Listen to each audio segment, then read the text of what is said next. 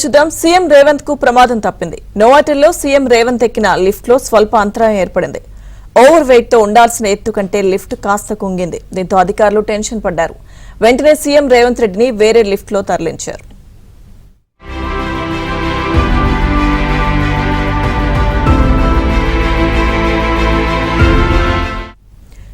CM Revanth కు ప్రమాదం తప్పింది. నోవాటెల్లో సీఎం రేవంత్ ఎక్కిన లిఫ్ట్ లో స్వల్ప అంతరాయం ఏర్పడింది. పూర్తి సమాచారం మా ప్రతినిధి సిద్ధార్థ్ అందిస్తారు. సిద్ధార్థ్. Thank you Lakshmi Durga.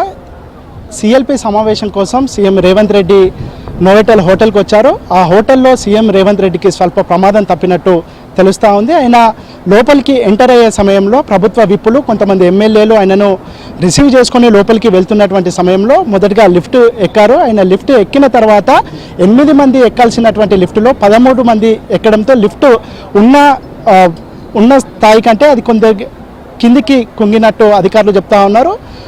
ఇట్లా కిందికి కుంగడంతోనే ఒక అలారం మోగింది. అలారం మోగినాక అధికారులు అప్రమత్తమయ్యారు.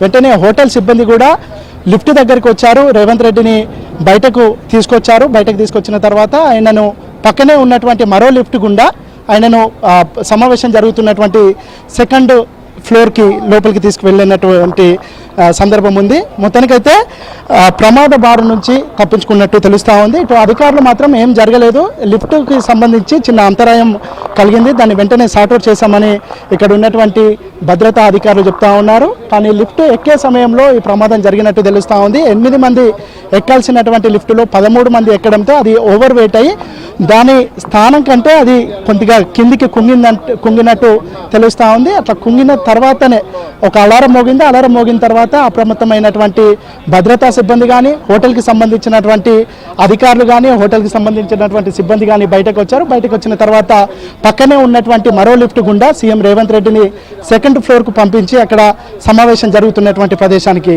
పంపించినటువంటి సిచ్యువేషన్. మొత్తానికైతే ప్రమాదం సివియర్గా లేకపోవడంతో ఇటు భద్రతా అధికారులు కానీ, సీఎంకు సంబంధించినటువంటి వ్యక్తిగత సిబ్బంది కానీ, హోటల్కి సంబంధించినటువంటి సిబ్బంది కానీ ఊపిరి పీల్చుకున్నారు.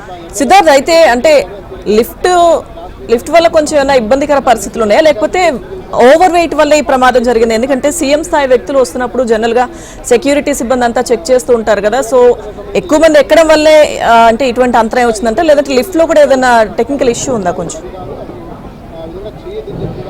ఓవర్ వెయిట్ అయిందని అధికారులు చెప్తా ఉన్నారు. మామూలుగా ఆ లిఫ్ట్లో 8 మంది